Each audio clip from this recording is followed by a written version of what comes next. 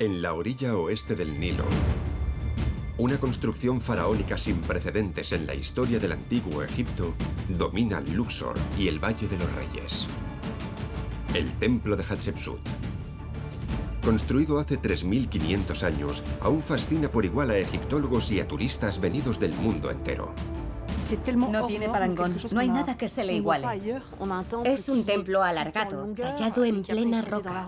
Es impresionante. Es un logro arquitectónico excepcional.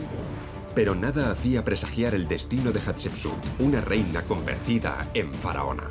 Es un personaje fuera de lo común. Es una soberana fascinante. Es única en su género. Es evidente que tuvo un destino absolutamente singular, fuera de lo común. En los albores del Imperio Nuevo, tras un periodo de inestabilidad y guerras, Hatshepsut tiene el deber de fortalecer y asentar la grandeza de Egipto, e instaura todo un programa arquitectónico que desafiará los siglos. Desde la primera construcción prefabricada de piedra de la historia hasta la creación del célebre Valle de los Reyes. Lo que marca el atípico reinado de Hatshepsut es sobre todo su actividad constructora. No dejó de construir, más que ningún otro rey antes que ella. Su obra más impresionante, el templo de millones de años, el Yeser Yeseru, el santo de los santos. Para el pueblo, este tesoro arquitectónico es la prueba del origen divino de Hatshepsut, afirmando su legitimidad como única soberana de Egipto. Su reinado es un reinado fuera de lo común porque es una mujer que accedió al poder. Tuvo que demostrar que era capaz de federar esas fuerzas para llevar a cabo proezas extraordinarias. Es la única mujer en 3.000 años de historia que ostentó el poder durante tanto tiempo. Movilizando todo el saber hacer del antiguo Egipto, el templo de Hatshepsut evidencia la increíble ingeniería del pueblo egipcio. Pero los egiptólogos de hoy en día tal vez estén a punto de ofrecer una lectura muy diferente del lugar que ocupa este templo en la historia de Egipto. Un templo situado al pie de una superestructura.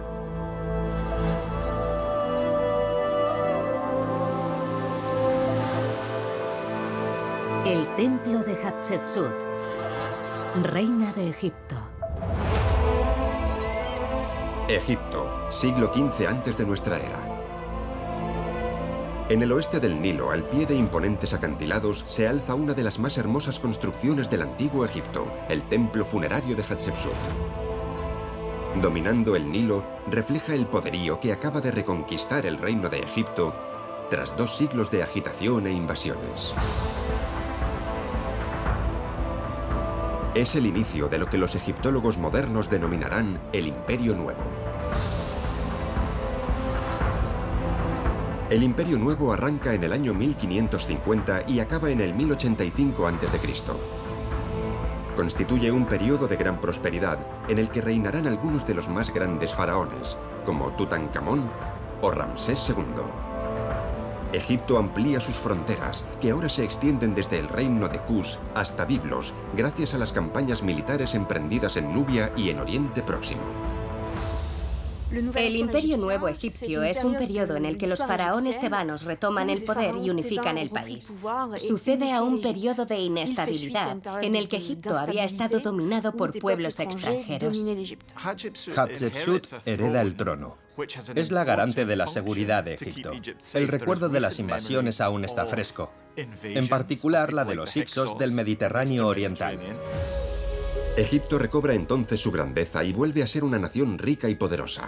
Para los faraones del Imperio Nuevo, y en especial los de la dinastía XVIII, o sea, la dinastía de Hatshepsut, es importante afirmar el poder de Egipto en su contexto geopolítico para evitar que pueda volver a ser invadido y caer en manos de un pueblo extranjero. Hay que esperar hasta el siglo XIX, con el redescubrimiento de este templo sepultado, para que se empiece a comprender por fin el lugar que ocupa en la historia de Egipto y las implicaciones secretas que permanecen ocultas en sus muros.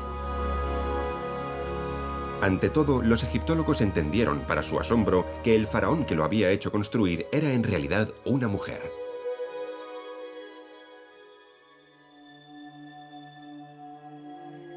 A priori, nada podía hacer presagiar a los egiptólogos la existencia de una reina convertida en faraona. A lo largo del siglo XIX, numerosos descubrimientos irán desvelando la historia de Hatshepsut y de su templo.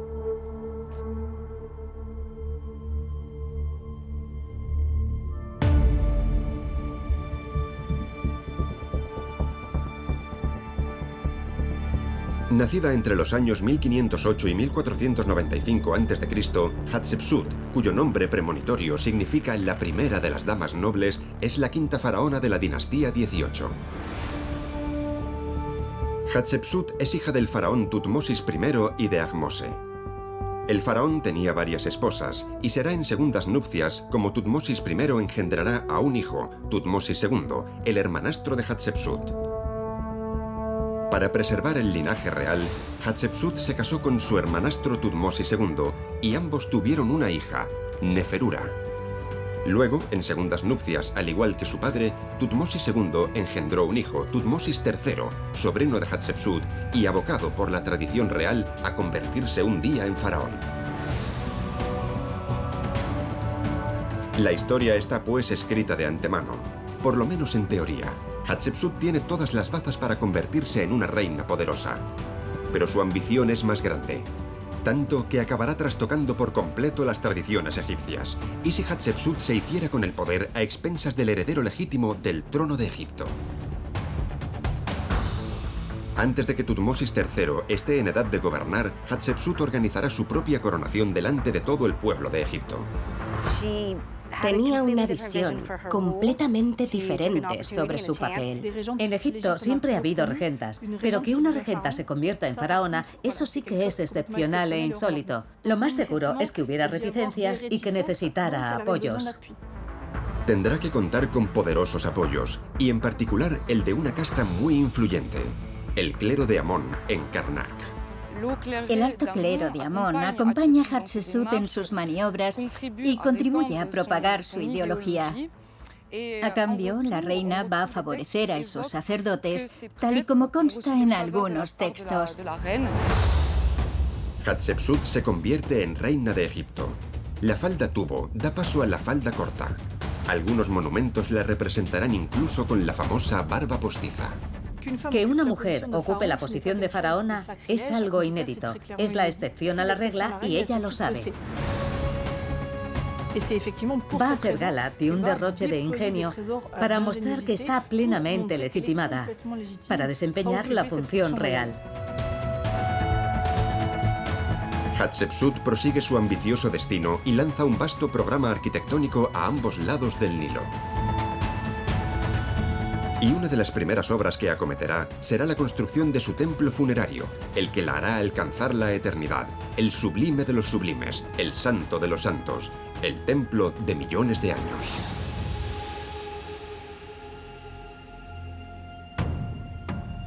Tal y como hicieran los soberanos que la precedieron, Hatshepsut se erige un templo monumental con una arquitectura ambiciosa e innovadora.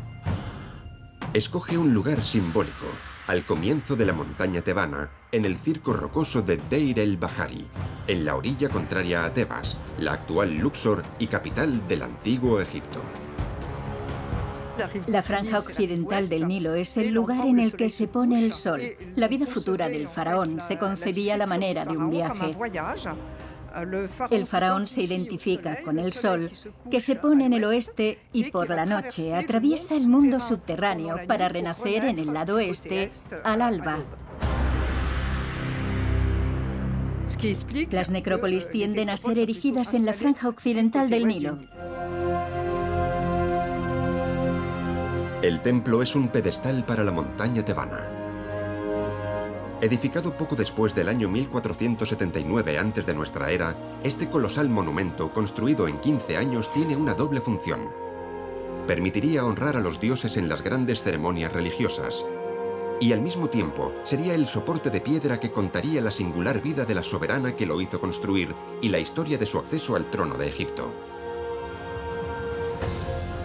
Orientado este-oeste, alineado con la trayectoria del sol, el templo era la culminación de una vía procesional en la prolongación del templo de Amón-Ra al otro lado del Nilo. Con unas dimensiones de 275 metros de largo por 105 metros de ancho. Los 3 niveles le permiten alcanzar una altura de 24 metros y medio.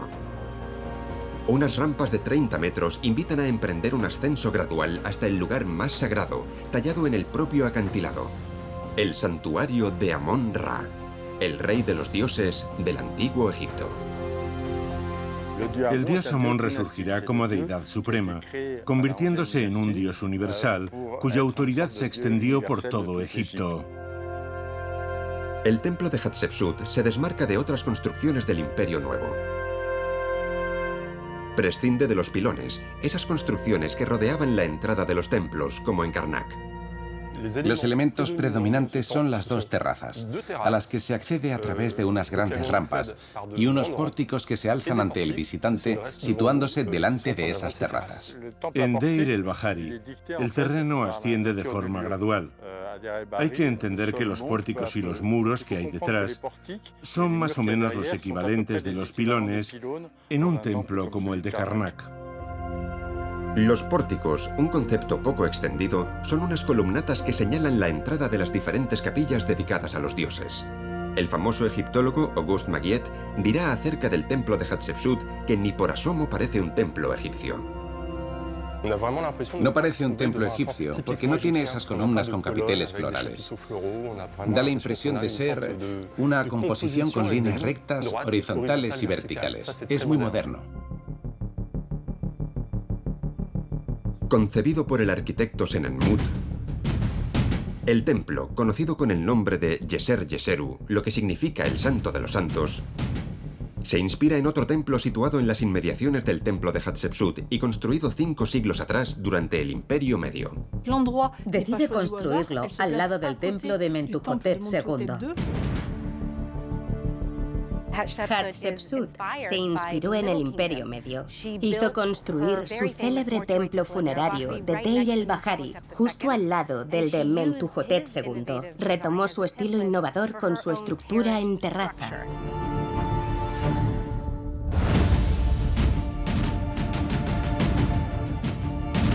Estamos pues ante un complejo funerario. El templo de Hatshepsut no es el único que se erige ante los acantilados. Deir el-Bahari alberga 3 templos mortuorios, el de Mentuhotep II de la dinastía 11,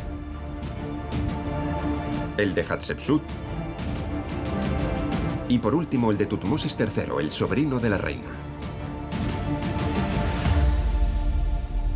Construido principalmente con caliza extraída en las canteras locales, contiene elementos estructurales de granito y arenisca que provienen de canteras separadas por varios cientos de kilómetros. El templo es innovador y su sorprendente arquitectura sigue fascinando a los egiptólogos del mundo entero. Es grandioso. Es un lugar muy particular. Es como si desprendiera una fuerza magnética. Es un portento arquitectónico. Su capacidad de maravillar permanece intacta, es impresionante. Su esplendor emana de su marco incomparable.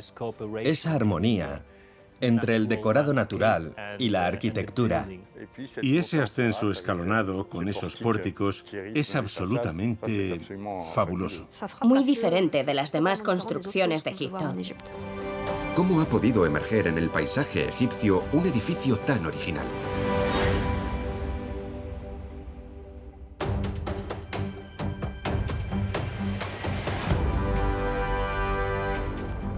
El templo funerario de Hatshepsut es lo que se conoce como un templo de millones de años.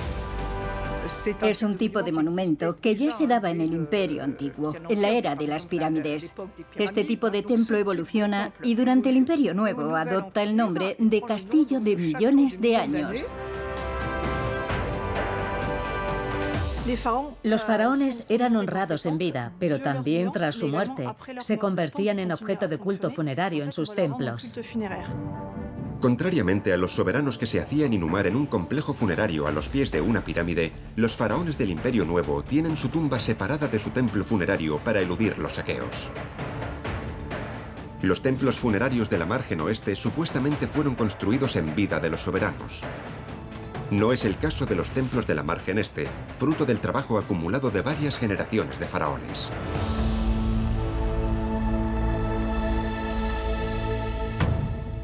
La arquitectura de los templos del Imperio Nuevo encuentra nuevas formas. En el Imperio Nuevo, la arquitectura evoluciona considerablemente. En el ámbito funerario, se renuncia a las pirámides, y en la arquitectura religiosa los templos serán más vastos. Cada monarca aportará su contribución. Por ejemplo, el templo de Karnak. Veremos los mayores templos jamás edificados en Egipto. La construcción durará unos 15 años entre la planificación, la extracción de las piedras, el transporte, el ensamblaje. Comienza en el 7º año del reinado de Hatshepsut. El templo presenta un arreglo de terrazas y de pórticos compuestos de columnas, con varias capillas dedicadas a los dioses y a la familia real, y 4 estancias cuyas paredes ilustran los grandes episodios de la vida de la soberana. Un camino procesional daba acceso al templo, bordeado de esfinges con cuerpo de león y la cabeza de la faraona Hatshepsut, rematada con un tocado propio de los faraones. El templo de millones de años estaba conectado con otro templo a través de un camino de 2000 codos, o sea, 1053 metros. Una barbaridad. Ese otro templo, el Templo del Valle, se hallaba donde están ahora los campos.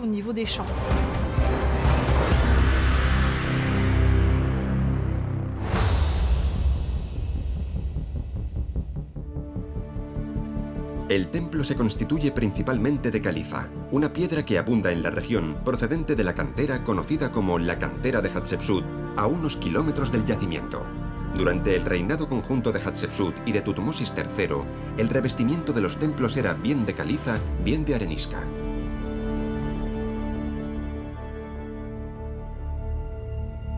Algunas canteras a cielo abierto nos permiten entender mejor los métodos empleados por los egipcios.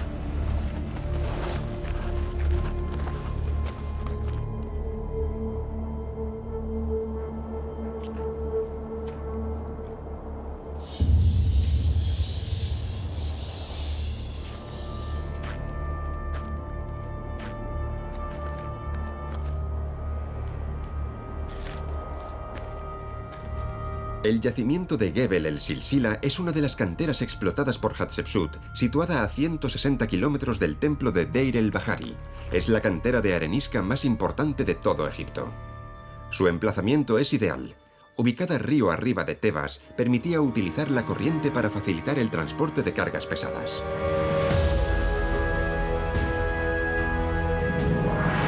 Sirvió durante siglos para edificar los templos egipcios, en particular los de los imperios Medio y Nuevo. La arenisca servía a la vez de material de construcción y para la creación de elementos ornamentales. En la margen este aún pueden verse esculturas inacabadas. Hatshepsut hará extraer cientos de miles de toneladas de la cantera para erigir sus numerosas construcciones. El yacimiento caído en el abandono es una mina de oro para los arqueólogos y arquitectos modernos deseosos de entender los métodos empleados por los egipcios. La primera etapa de la extracción consistía en arrancar el bloque. Era la fase más difícil. Una vez extraído, el objetivo era reducir su peso y su volumen antes de transportarlo. Suponemos que los canteros troceaban y tallaban esos bloques para igualar los lados. Lo ideal era poderlos aligerar unos cuantos kilos antes de transportarlos. Lo más seguro es que los procesaran ya in situ antes de su traslado.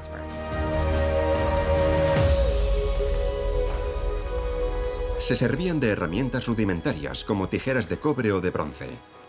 Las usaban para crear muescas y desprender los bloques de las paredes con más facilidad.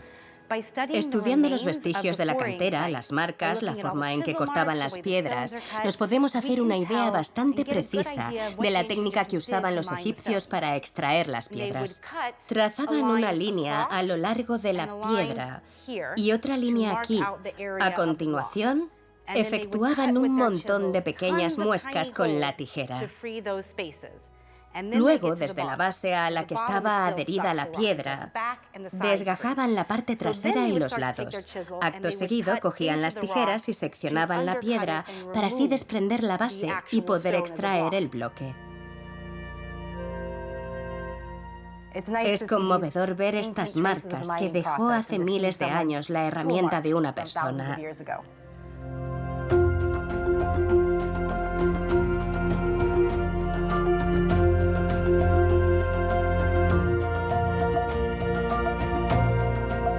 Los egipcios fueron capaces de acometer construcciones con mucha menos mano de obra y mucho más rápido de lo que cabría pensar. Nos imaginamos vastas expediciones con varios miles de personas, pero en realidad las barracas de los obreros eran bastante pequeñas. Se contaban por cientos más que por miles. Cabe pensar que habría unos cuantos obreros cualificados, asistidos por cuadrillas de obreros encargados de empujar, tirar o desmenuzar.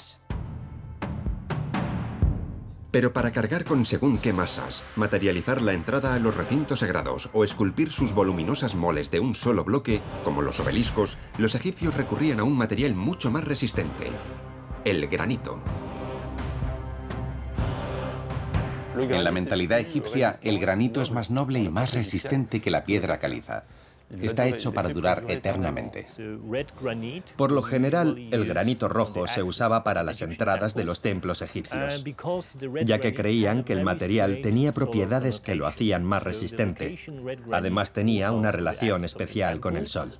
Los portales de granito rojo permitían al dios del sol acceder a todos los templos. Pero tallar el granito es un gran reto.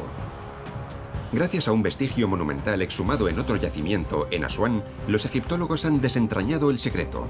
El obelisco inacabado de Asuán es descomunal. De una altura de 42 metros y 1.200 toneladas, desgraciadamente se rompió cuando los obreros lo intentaron desprender de la cantera. Descubrieron bolas de dolerita. La dolerita es una piedra mucho más dura que el granito. En realidad, esas bolas se utilizaban como mazos, con los que se golpeaba el granito para labrarlo por percusión.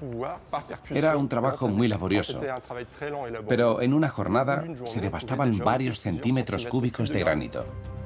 Pero para tallar estos gigantes de granito, los egipcios recurrían también a otro método especialmente eficaz que les permitía rematar un obelisco en menos de un año. En las inmediaciones de ese obelisco se hallaron restos de carbón vegetal y ladrillos calcinados. Esos restos delataban el uso de una técnica poco común, que es la de calentar la piedra para volverla más frágil. Se tardaba 26 veces menos en trabajar el granito. Los grandes templos egipcios planteaban toda una serie de retos técnicos a lo largo de su construcción, empezando por la extracción y la talla de las piedras. Pero, ¿cómo transportar esos bloques de varias toneladas en barco hasta las áreas de construcción?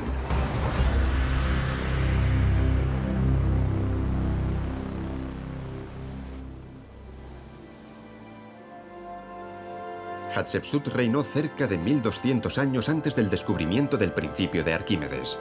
Aún así, durante siglos, los egipcios lograron construir embarcaciones capaces de transportar cientos de toneladas de peso por el Nilo. Uno de los proyectos monumentales más sonados fue la construcción, en su 15º año de reinado, de los dos mayores obeliscos de Karnak. Uno de ellos aún está en pie y es el más alto de todo Egipto. El templo de Hatshepsut y el pórtico de los obeliscos nos desvelan los métodos que empleaban los egipcios para llevar a Karnak esos colosos de granito. El fresco de los obeliscos nos muestra la técnica que usaban para transportar e instalar un obelisco. Pero también nos revela que era todo un ritual, todo un ceremonial del que participaba el pueblo, reflejando así su importancia. Un proyecto descomunal. Con una altura de 28 metros y medio y un peso de 325 toneladas cada uno, los dos obeliscos estaban dedicados al dios Amón-Ra. Rematados en su cima por un piramidión de electro, una aleación compuesta de oro y plata, estaban pensados para ser vistos desde ambas márgenes del Nilo y reflejar los primeros rayos del sol.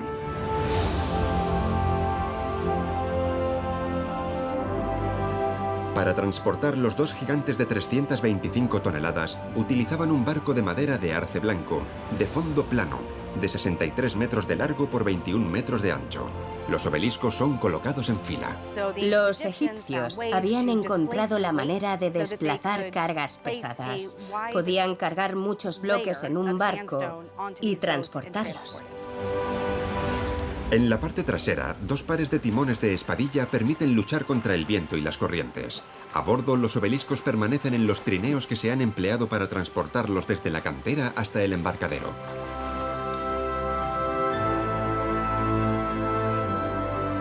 Hatshepsut contará con el ingenio de su pueblo y sus mejores arquitectos y artesanos para materializar su vasto programa arquitectónico.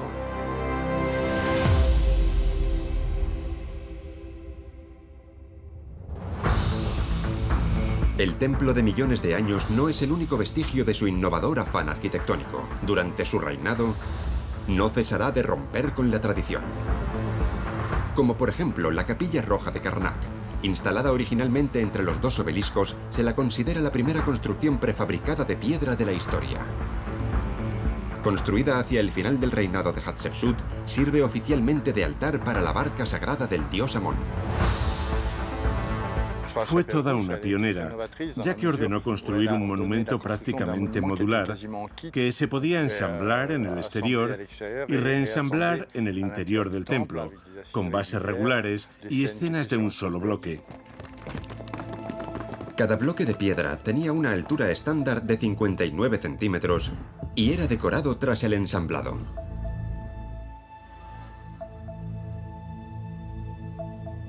Los bloques se colocaban siguiendo un plano predefinido. Las escenas grabadas recobraban su orden narrativo, yuxtaponiéndose a la perfección. Gracias a esta técnica, la construcción de la Capilla Roja se llevó a cabo en un plazo récord. Un procedimiento inédito en aquel entonces y que se abandonaría más adelante por razones que desconocemos. Otra innovación marcará todavía más el reinado de Hatshepsut y de todos los faraones del Imperio Nuevo.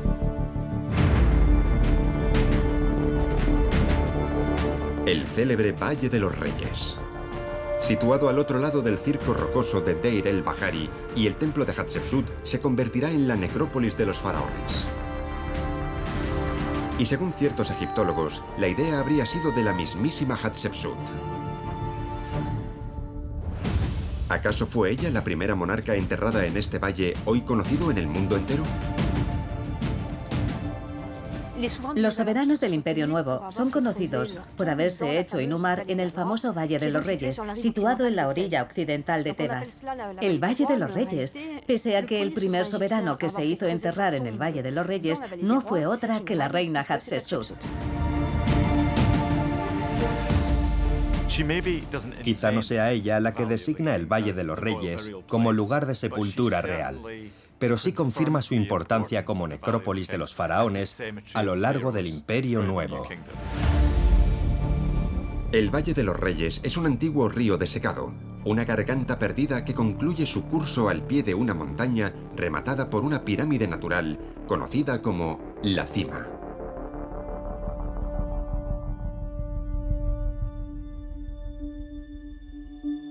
Vamos a penetrar en la primera tumba excavada en el Valle de los Reyes. Una galería aún difícil de explorar.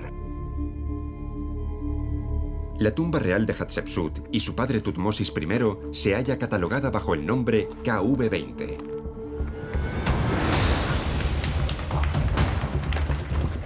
Es un único corredor descendiente de 210 metros de largo.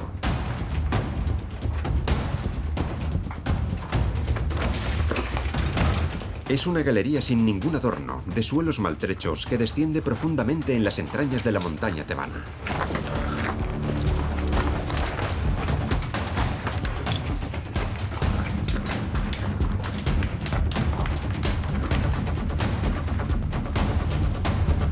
En el extremo, la cámara funeraria de Hatshepsut, sepultada a unos 100 metros de la superficie.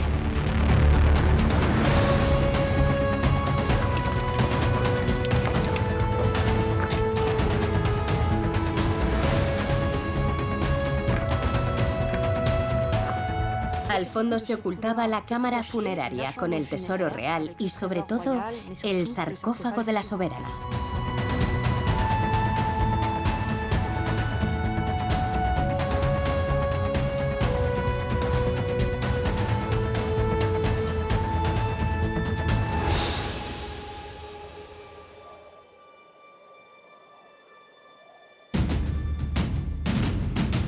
La arquitectura y los métodos de construcción no escaparán a la singular ambición de Hatshepsut.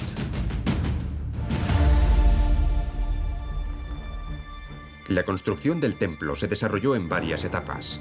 El trazado del plano definitivo, la instalación de las terrazas y las rampas, la erección de los pórticos, la excavación de las capillas y, por fin, las decoraciones murales. Varias de esas tareas se llevaban a cabo de manera simultánea.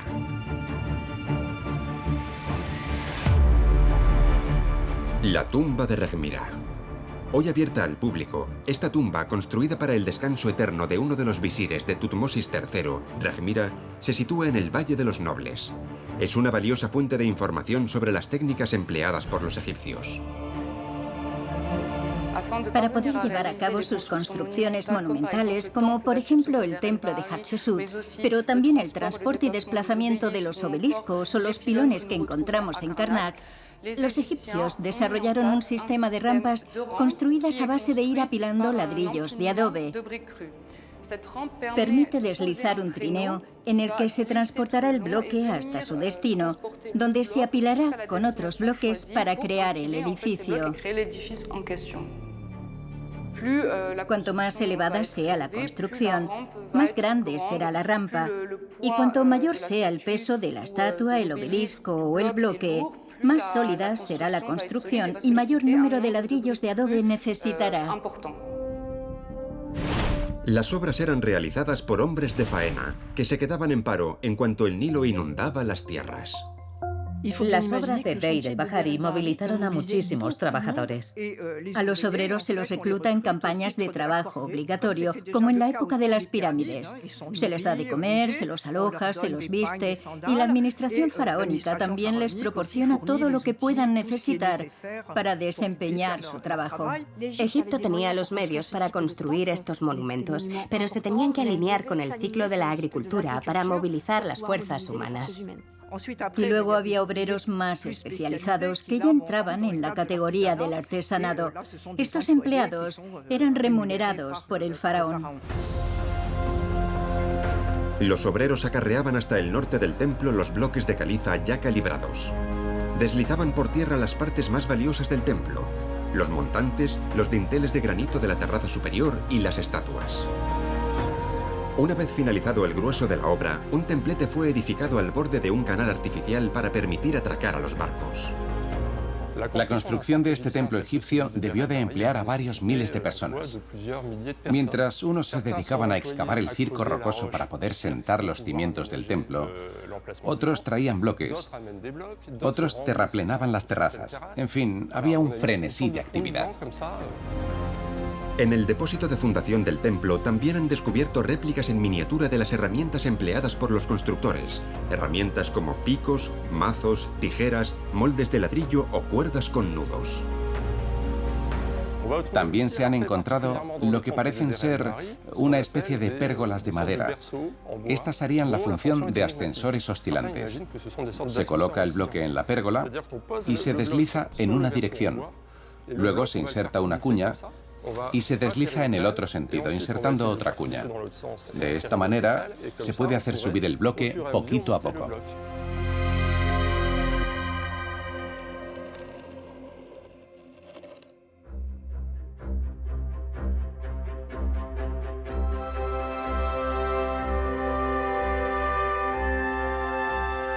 En los templos del antiguo Egipto, el pueblo se congregaba con ocasión de las grandes ceremonias religiosas.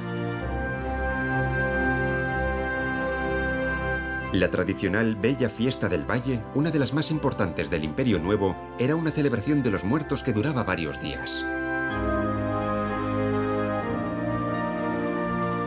El teatro de esta fiesta eran los templos funerarios de la ribera occidental del Nilo. Había panderetas, cánticos, danzas. Nos consta que eran unas festividades de lo más animadas.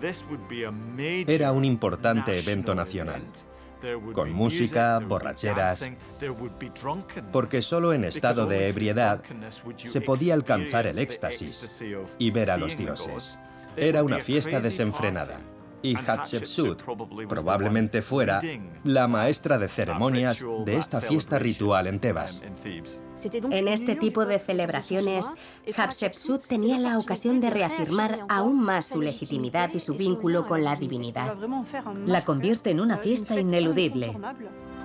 La fiesta era un viaje simbólico. La barca del dios Amón-Ra partía del templo de Karnak y era transportada desde la ribera este, el mundo de los vivos en el que sale el sol, hasta la ribera oeste, el mundo de los muertos y del ocaso del sol.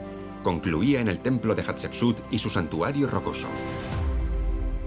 Era una oportunidad para el conjunto de los egipcios de vislumbrar al dios a lo largo de los caminos procesionales. La vía procesional tiene una longitud de 1 kilómetro y arranca en el Templo del Valle.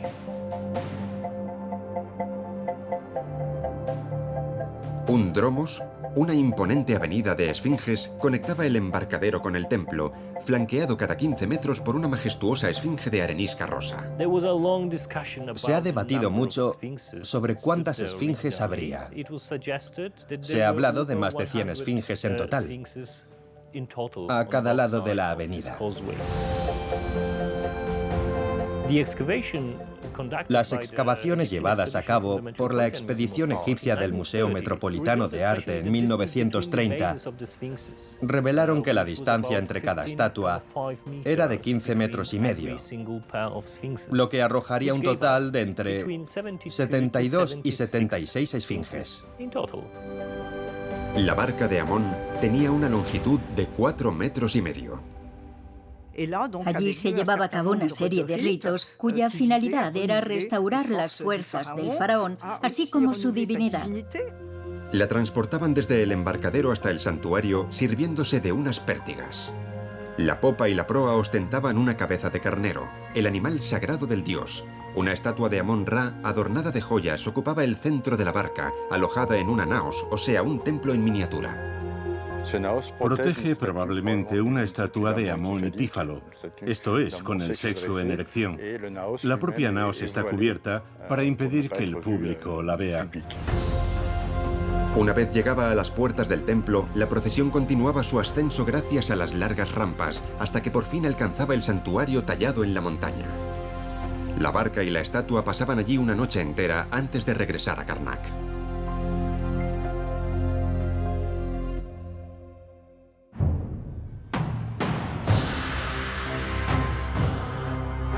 El templo de Hatshepsut fue concebido como la culminación de un camino procesional. Pero ante todo, no deja de ser un libro abierto, grabado en la roca. Los 3 niveles del templo representan un ascenso peldaño a peldaño hacia el dios Amón-Ra, cuyo santuario se sitúa en el punto más alto. La terraza inferior, que mide 120 metros de largo, está enteramente rodeada por una muralla. Solo una puerta permite el acceso principal al templo. 2 estanques arbolados, con papiros y flores, reciben a los visitantes. Al fondo, 2 pórticos, cada uno con 22 columnas de 25 metros, divididas en 2 hileras, que narran 2 episodios de la vida de Hatshepsut. Una escena de caza y pesca en la parte norte, y en la parte sur, el transporte de 2 obeliscos hacia el templo de Amón en Karnak. Los 2 pórticos de la primera terraza cuentan una serie de acontecimientos que presenció el pueblo. En la segunda terraza, 2 imponentes estatuas de leones acostados nos invitan a tomar la primera rampa de 30 metros de largo. En la terraza intermedia, un doble pórtico de 22 columnas y pilares y una rampa.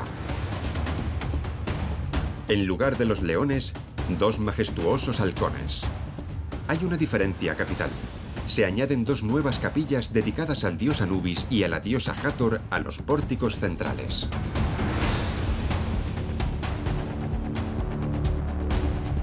El culto de la diosa Hathor es mucho más antiguo en Deir el-Bahari que el reinado de Hatshepsut. Ya existía un lugar de culto mucho antes del templo, y se cree que durante el reinado de Hatshepsut, la capilla disponía de su propia rampa de acceso para que el pueblo pudiera acceder a ella libremente. Deir el-Bahari era el templo del estado. En él se adoraba al dios Amón-Ra. Pero al otro lado tenemos el santuario de Hathor, en el que el pueblo podía entrar para orar y traerle ofrendas a la diosa. Podemos decir que en aquel momento 2 tipos de religión conviven en Egipto. No son muchos los templos que combinaban ambas. Pero celebrar el culto de Amón-Ra no es el único objetivo del templo. Hay una ambición muy clara: evitar que nadie cuestione la legitimidad de la faraona Hatshepsut. Los egiptólogos interpretan los dos pórticos como un conjunto destinado a convencer al pueblo egipcio de su posición de faraona designada por los dioses. Ambos pórticos están ligados por lo que representan, ya que uno representa la expedición a la tierra de Punt y el otro la teogamia de Hatshepsut. Es la unión del dios Amón con la madre de Hatshepsut, que da nacimiento a Hatshepsut. Va a movilizar a los teólogos para que reactiven ritos antiguos, en particular el rito del nacimiento. Y consiste en decir que el faraón fue engendrado por los dioses. Eso convierte a la reina en hija del dios Amón. Esta idea de que es una mujer perteneciente a la familia real y casada con un rey, pero a la vez una diosa, es muy importante para los rituales. Así pues, Hatshepsut es hija del dios Amón, pero para acabar de convencer a su pueblo, en el pórtico sur, al otro lado de la rampa, a la izquierda de la teogamia, opta por narrar los éxitos de su política comercial a través del relato de la expedición a la tierra de Punt, la región de los dioses. La tierra de Punt es un lugar de intercambio de recursos preciosos. A medio camino entre el mito y la leyenda, el lugar se consideraba un auténtico Eldorado. Por lo general se lo ubica en la costa africana del Mar Rojo. El reinado de Hatshepsut se caracteriza por sus expediciones a una misteriosa región de los dioses, la tierra de Punt. Y en el transcurso de esos intercambios comerciales, los egipcios se abastecen de árboles de incienso. Son unos árboles que les encantan, ya que el olor del incienso ardiendo es el perfume de los dioses. Pero el incienso también es un producto importante en la medida en que tiene un poder divinizador. Nos consta que ella misma se embadurna regularmente el cuerpo con ese incienso y a través de ese acto se supone que se vuelve aún más divina. Todo ello está ilustrado en su templo de millones de años de Deir el-Bahari, donde proclama ante los dioses sus logros como soberana y demuestra haber superado a los grandes reyes que la han precedido. El viaje a la tierra de Punt no le reporta solo riquezas materiales al pueblo egipcio. Se convierte en un poderoso anclaje de la realidad divina de Hatshepsut. En el extremo de la segunda rampa, el visitante es recibido por 26 columnas y 26 estatuas osiríacas, es decir, que combinan rasgos de Osiris y de Hatshepsut. Custodian el acceso al patio ceremonial. 13 de las estatuas en el norte representan el Bajo Egipto, mientras que las otras 13 representan el Alto Egipto. Hatshepsut está representada bajo los rasgos de Osiris. Tiene 4 atributos, 2 reales y 2 divinos, ya que Osiris es el dios que preside el juicio final de los difuntos. Es uno de los pocos dioses que gobernó en la tierra como faraón. Consigue una legitimidad extra, ya que no solo está vinculada a Amón, su padre, también está vinculada al primer rey de la estirpe egipcia, Osiris.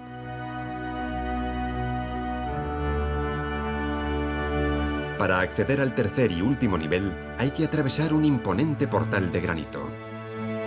Este portal daba acceso a un patio ceremonial. El patio ceremonial, rectangular, rodeado de columnas, da acceso al santuario solar en el norte, a la capilla del culto real en el sur y, por último, a la capilla del dios Amón-Ra. 2 estatuas de granito de Hatshepsut arrodillada ofreciendo vino dominaban la avenida central, bordeada de estatuas más pequeñas de la faraona con sus grandes ojos pintados de negro. El templo entra en la categoría de los hemispeos, que son templos parcialmente tallados en la roca para sus partes más sagradas, y a la vez edificados en mampostería clásica para sus partes accesibles a cielo abierto. La estancia más importante se encuentra en el corazón del templo. Es la última estancia y está excavada en la montaña. El santuario de Amón-Ra es el punto culminante del complejo. Acogía la barca del dios en cada fiesta del valle. El santuario de Amón se compone de 2 partes principales. La primera parte del templo, la entrada, era la sala de la barca. La segunda y más sagrada parte del templo de Hatshepsut era la sala de la estatua, en la que probablemente se hallara la estatua de Amón en uno de los nichos esculpidos en las paredes. Lo suyo habría sido que esa estancia estuviera dedicada a Hatshepsut, ya que era su templo. Pero prefirió cederle el sitio a Amón. Una vez más, fue un ramalazo de genialidad. Al asociarse con el dios Amón, estaba poniendo de manifiesto la relación tan estrecha que mantenía con él. Amón es un dios cuyo nombre quiere decir en egipcio el oculto. Siendo el oculto, no es de extrañar que la capilla de Amón no sea visible. Están los espacios públicos y los espacios a los que tan solo pueden acceder algunas personas. La naos, que es el lugar en el que está presente el dios, solo accedían ciertos sacerdotes y el faraón. Y Hatshepsut hizo cavar 2 orificios a la entrada de la capilla. Alrededor del solsticio de invierno, 2 tragaluces situados a cada lado de la primera sala dejaban penetrar los rayos del sol directamente en el santuario, iluminando una pequeña estatua del dios Amón. Era un lugar muy oscuro, por lo general. Cuando la estatua comenzaba a brillar gracias a los 2 tragaluces, debía de ser cautivador. Amón culmina su recorrido en el espeos del templo de Hatshepsut antes de renacer. Pero la montaña sigue encerrando innumerables misterios. ¿Y si Hatshepsut no nos hubiera desvelado aún todos sus secretos? ¿Y si los egiptólogos estuvieran a punto de desentrañar el lugar de este templo en la geomorfología del yacimiento de Deir el-Bahari?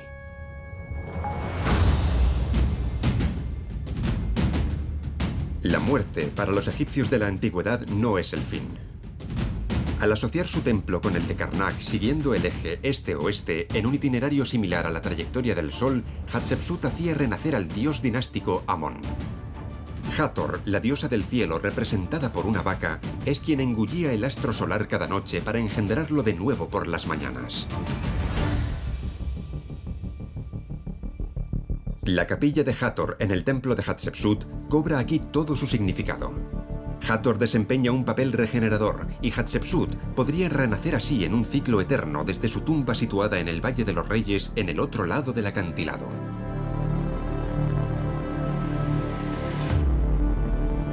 Un detalle sorprendente.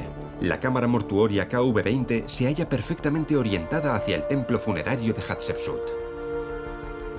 Su tumba se sitúa en la vertiente contraria de la montaña tebana. La otra vertiente está ocupada por el templo de Deir el-Bahari. Hay quien dice que tuvo la ambición de crear un pasillo entre su templo y su tumba. Es difícil saber si es cierto o no, pero simbólicamente la gran proximidad entre ambos permitía que las ofrendas que le llevaban a la soberana difunta Hatshepsut le facilitaran la supervivencia en el más allá. Su energía vital puede circular fácilmente de un lugar a otro, haciendo comunicar la tumba y el templo.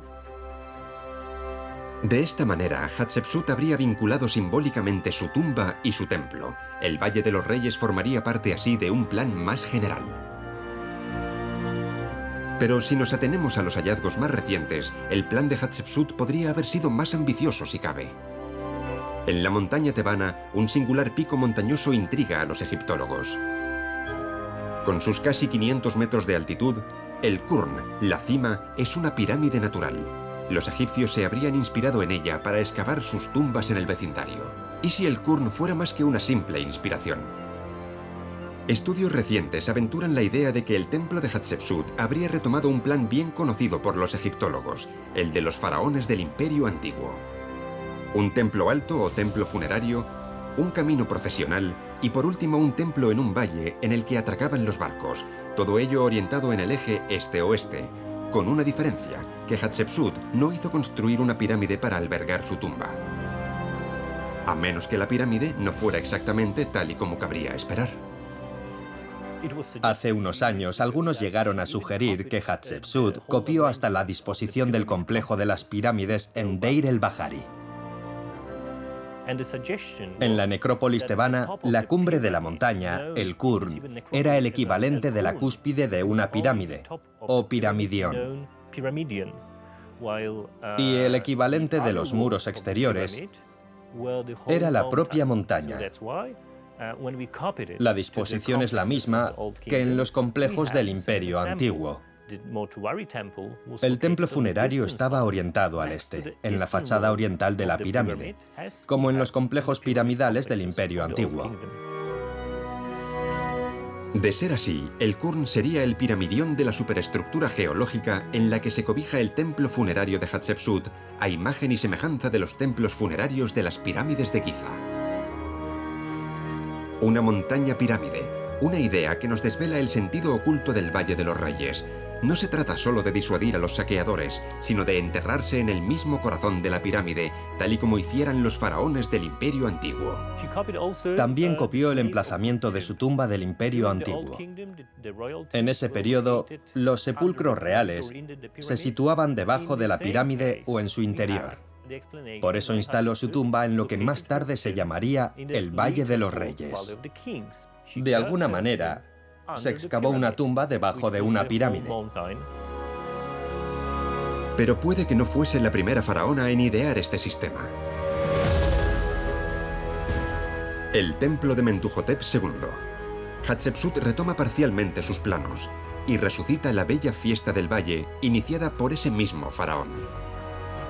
A diferencia de Hatshepsut, Mentuhotep II se hizo enterrar en su templo, solo que en el extremo de un túnel de 152 metros de largo, lo que situaba su sepultura directamente bajo la montaña. ¿Acaso fue Mentuhotep II 5 siglos antes que Hatshepsut el primer faraón del futuro Valle de los Reyes?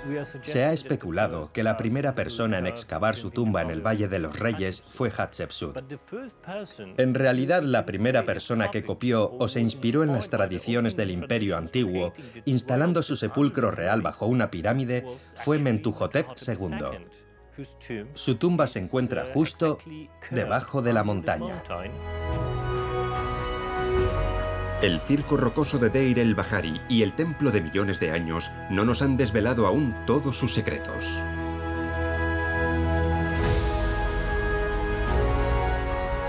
El templo de Hatshepsut sigue siendo a día de hoy una de las más hermosas construcciones del antiguo Egipto. Gracias a los esfuerzos de los egiptólogos, las capillas, los pórticos y los frescos han recobrado todas sus dimensiones simbólicas, reinsuflando vida y esplendor al singular reinado de Hatshepsut. La originalidad, el atrevimiento y la ambición arquitectónica de su templo, 3.500 años después de su construcción, han inmortalizado a Hatshepsut, que ocupó el más alto rango en uno de los periodos más pacíficos de Egipto.